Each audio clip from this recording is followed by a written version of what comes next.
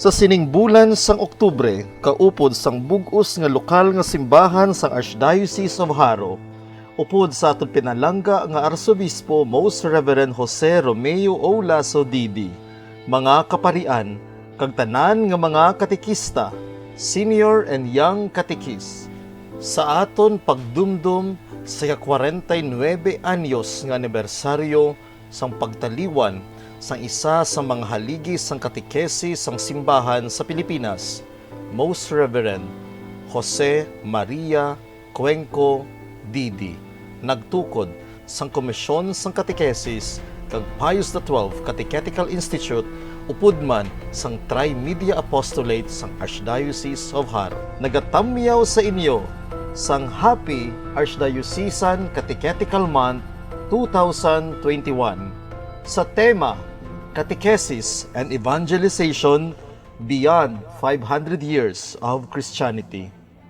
Sa siniman nga bulan sa Oktubre, bulan sa ato debosyon sa Santo Rosario, kita tanan ginaagda sa pagpamalandong sa kabuhi kag bertudes sang mahal nga Birhen Maria. Ang Haro Archdiocesan Commission on Catechesis and Catholic Education nagadala sa inyo sa sining programa nga ginatawag Parish Cat, sa aton padayon nga pagtuon kag pagkilala sa maginatudlo sang aton Santa Iglesia sa lebel sa aton tagsa ka mga parokya, katekesis sa sulod sang parokya.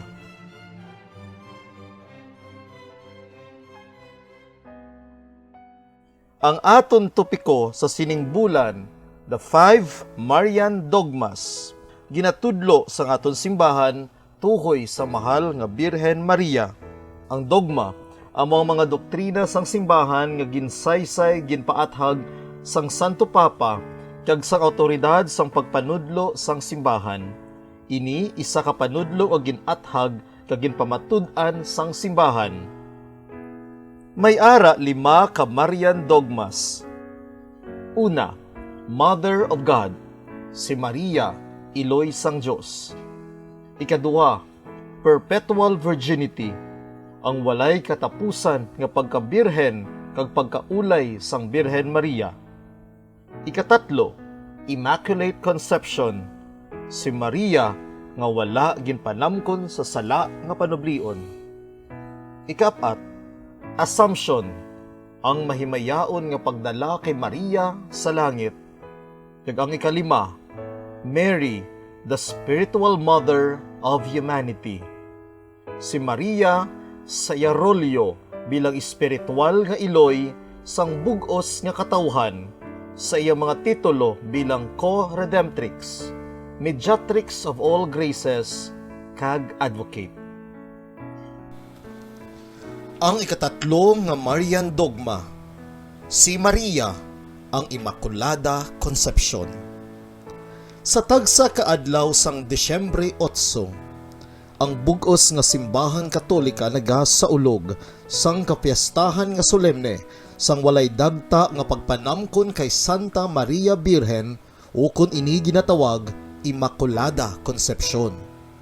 Isa ini kadogma sang aton pagtuluuhan nga nagasiling nga ang mahal nga Birhen Maria ginhilway sa sala nga panublion halin sang nahauna nga tinion sang pagpanamkon sa iya. Opisyal ini nga gintudlo kag gindeklarar ex cathedra ni Papa Pio IX pagkatapos makonsulta ang tanan nga mga obispo sa bug-os nga kalibutan kag ginpromulgar ini sa isa ka papal bull nga ginhingalanan Ineffabilis Deus sadtong Disyembre 8, 1854.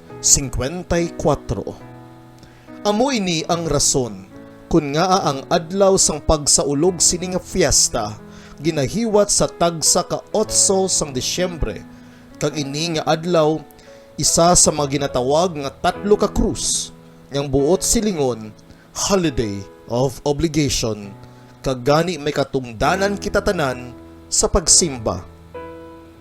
Ginasiling sa sining nga dogma, God prepared Mary to be the mother of Jesus right from the moment of her conception The Catholic Church says that the greatest proof for this is the greeting of the angel Gabriel to Mary when the angel announced to Mary that she was chosen by God to be the mother of God's Son, as he said, "Hail Mary, full of grace."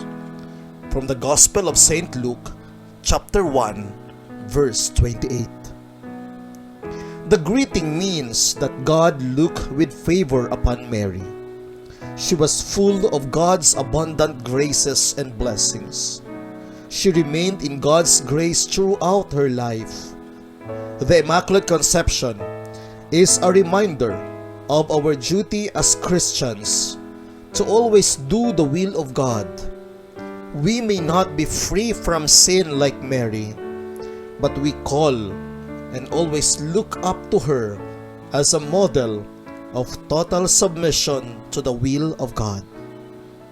We can always imitate her generosity of giving her all to God without counting the cost and without asking for anything in return.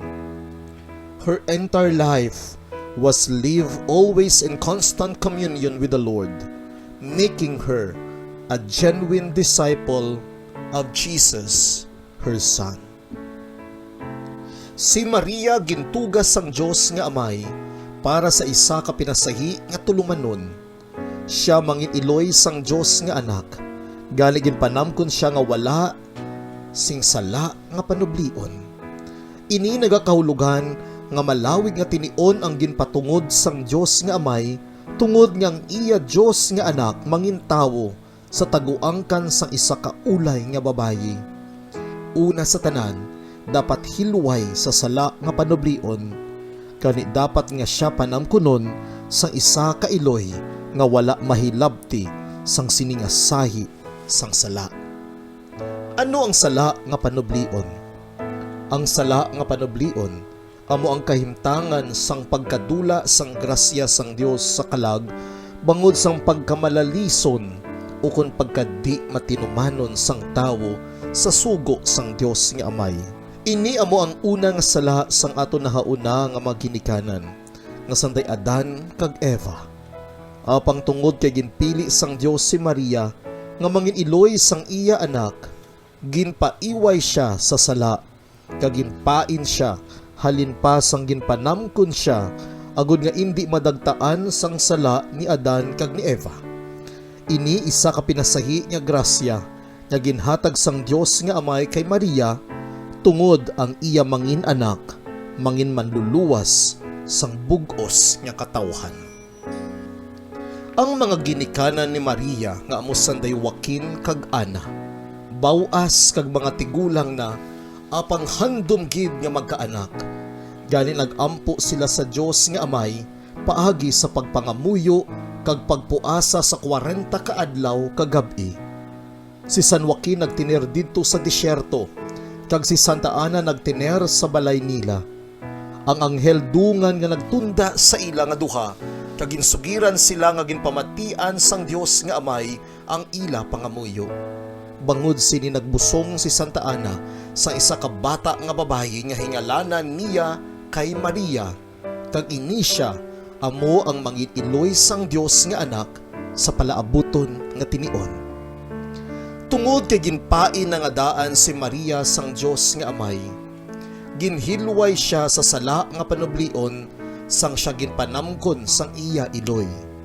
Ang Santa Iglesia Katolika nagapahayag nga si Maria regalo sang Dios sa bug-os nga katawhan. Ginpili siya labi sa mga babayi nga tanan kag ginhilway siya sa sala nga panublion. Ini nga hitabo ginatawag Immaculada Concepcion. Si Maria sa ikatatlo nga Marian dogma, Immaculada Concepcion.